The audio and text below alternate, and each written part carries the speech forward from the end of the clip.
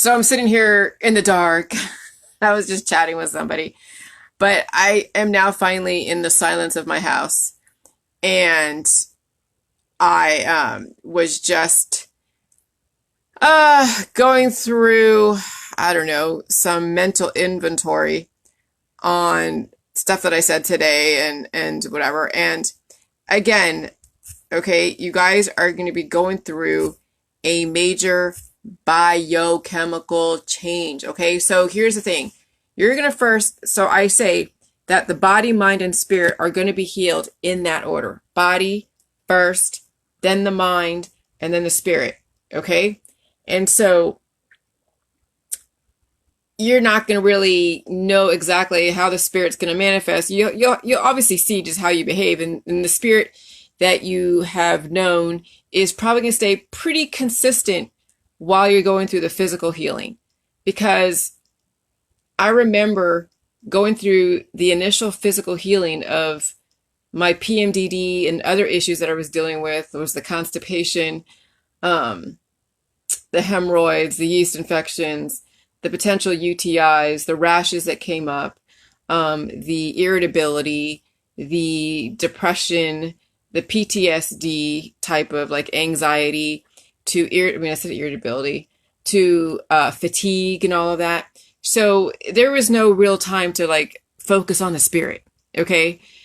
So there was no, I wasn't, and that's why I didn't really talk about the spirit in the beginning of my healing process, because that was really far way, like not even on my radar, because I was dealing with the total physical.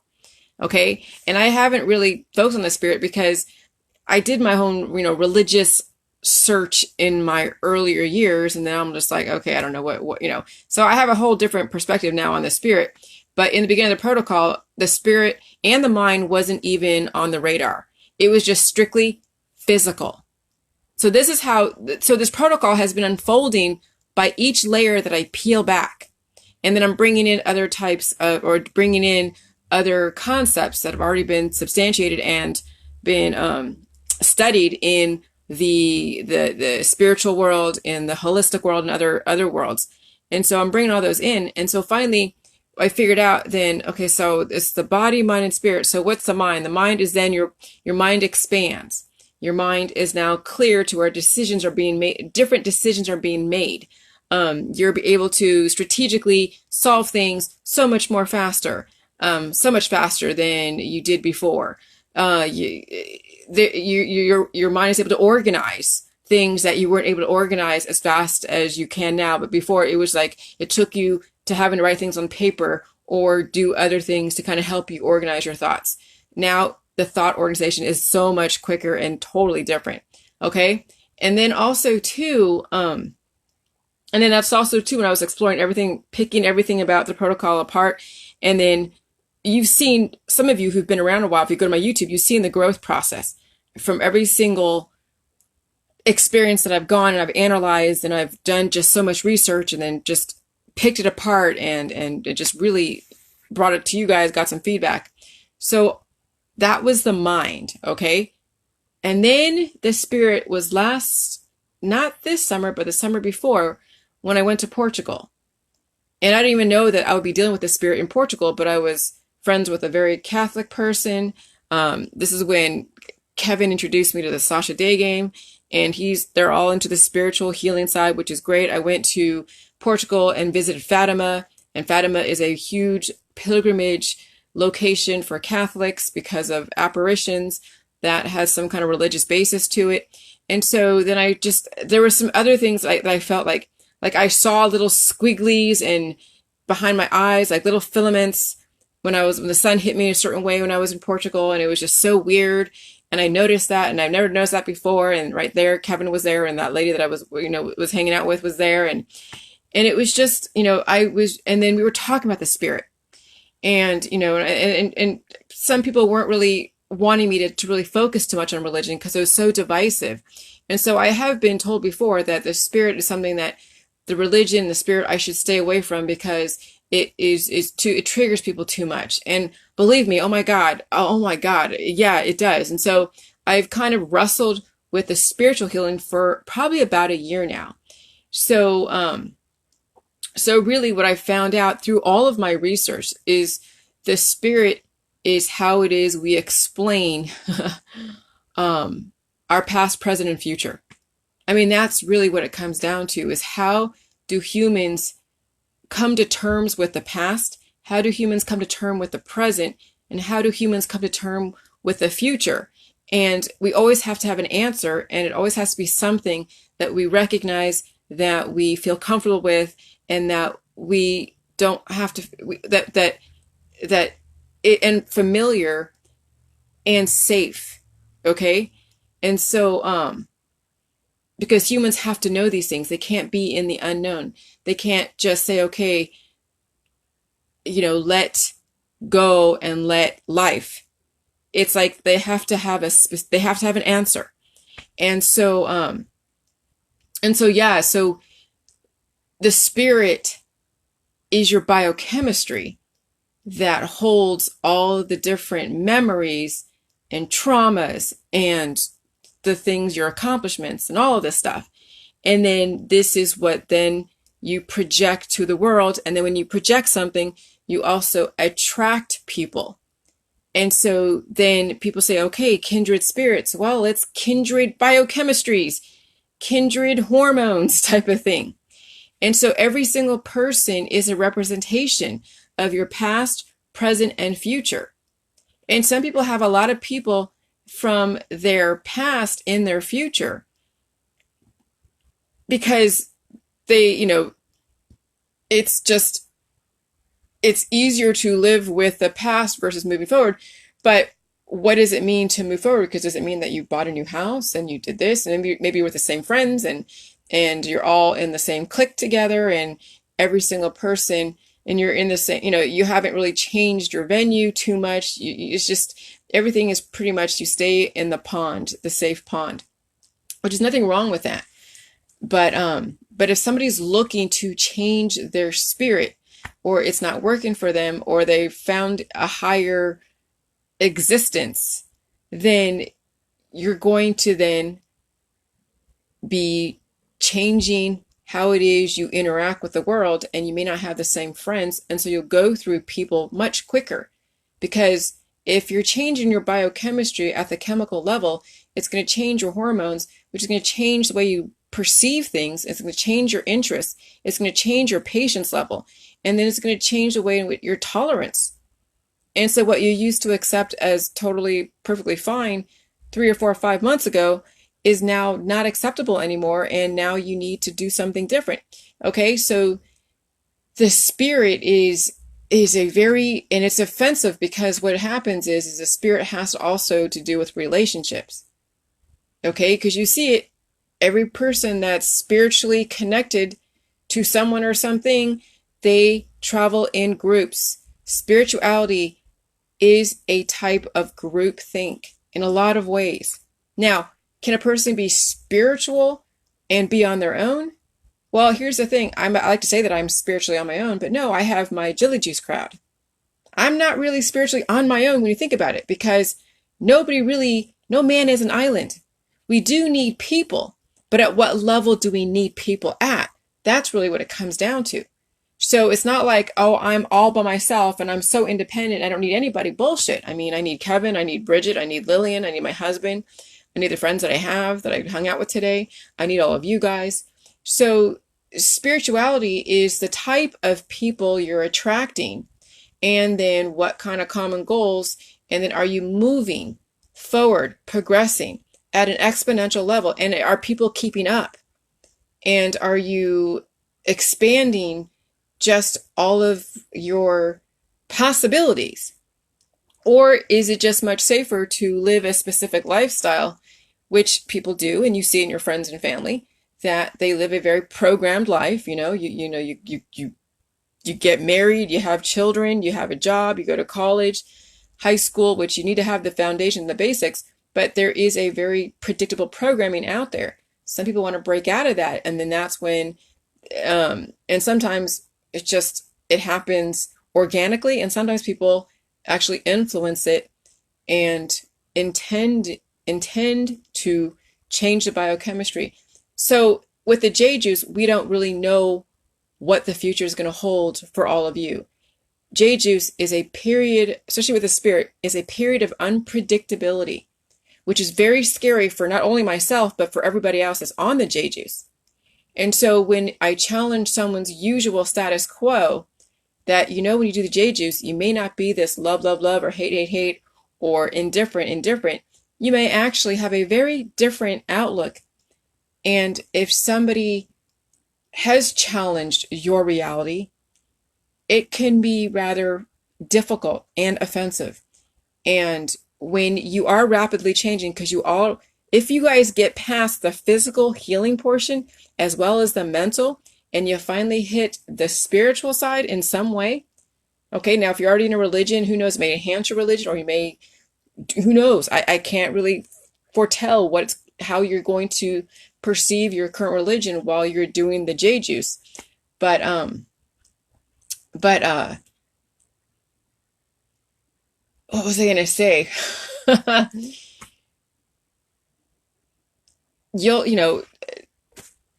I was on a roll and I got off that little ride right there. But it's hard. That's right. It's hard to say what it's going to look like. There is no way for me to even just theorize what your spirit is going to be like in the future once everything gets healed.